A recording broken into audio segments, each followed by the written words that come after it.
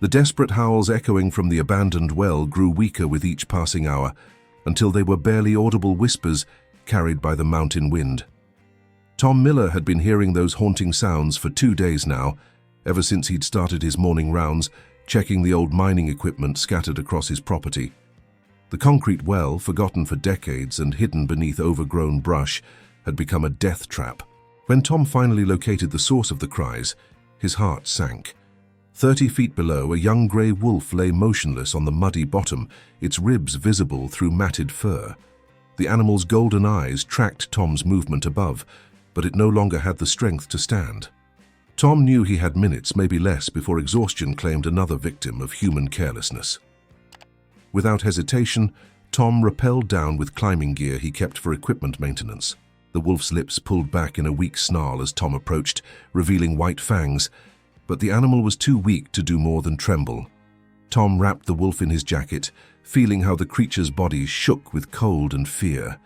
The ascent took 20 agonizing minutes, with Tom supporting the wolf's weight while the animal alternated between unconsciousness and panicked struggling. Back on solid ground, Tom faced his first real challenge. The wolf, despite its weakened state, snapped at any approach. Its yellow eyes held pure terror, and foam gathered at the corners of its mouth. Tom set up a makeshift shelter in his garage, leaving food and water at a safe distance. For 3 days, the wolf pressed itself against the farthest corner, refusing to eat, its gaze never leaving Tom's face. The breakthrough came when Tom began talking while doing routine tasks nearby. His steady voice seemed to calm the animal's hypervigilance. The wolf started eating when Tom wasn't looking directly at it. By the second week, it would drink water while Tom sat quietly across the garage. The animal's fear began shifting into cautious curiosity. Tom's patience paid off gradually. The wolf began following him around the property at a distance, always ready to bolt but increasingly interested in Tom's daily activities. When Tom repaired fences, the wolf watched from behind trees. When Tom chopped wood, the wolf crept closer, studying his movements. The transformation was subtle but unmistakable, wild wariness giving way to domestic routine. The wolf integrated into Tom's household slowly. It learned to come when called, though it chose its own sleeping spots and maintained its independence. Tom's wife Sarah initially feared the predator, but the wolf's gentle demeanor around their toddler Emma gradually won her over. The animal seemed to understand the child's vulnerability, keeping a respectful distance while remaining watchful. Winter brought them closer together. The wolf began sleeping near the fireplace, accepting scratches behind its ears, and even playing gently with Emma under careful supervision. Its wild instincts remained intact. It hunted rabbits and marked territory, but it had adapted to family life with remarkable intelligence. The late spring afternoon started like any other.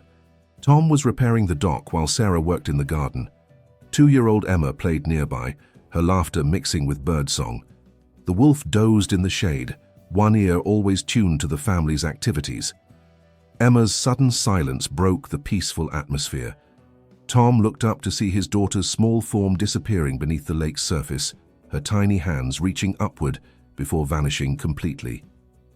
The toddler had wandered onto the unstable dock planks and fallen through a gap. Before Tom could drop his tools and react, the wolf was already airborne. The animal hit the water with tremendous force, diving immediately toward the spot where Emma had disappeared. Tom ran toward the lake, his heart hammering, watching the wolf's dark form disappear beneath the murky surface. Seconds stretched into eternity. Then the wolf's head broke the surface, Emma's shirt clenched carefully in its teeth. The animal swam powerfully toward shore, keeping the child's head above water while she coughed and sputtered. Tom waded in to meet them, lifting his daughter as the wolf released its gentle grip. Emma was conscious, crying and breathing normally.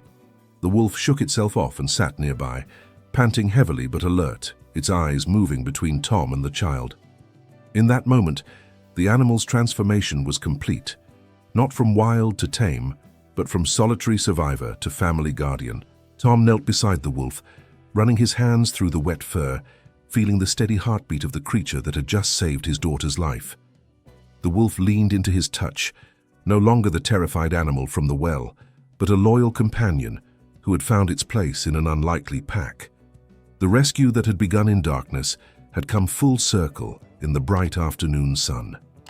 If this story touched your heart, don't forget to subscribe for more amazing animal moments.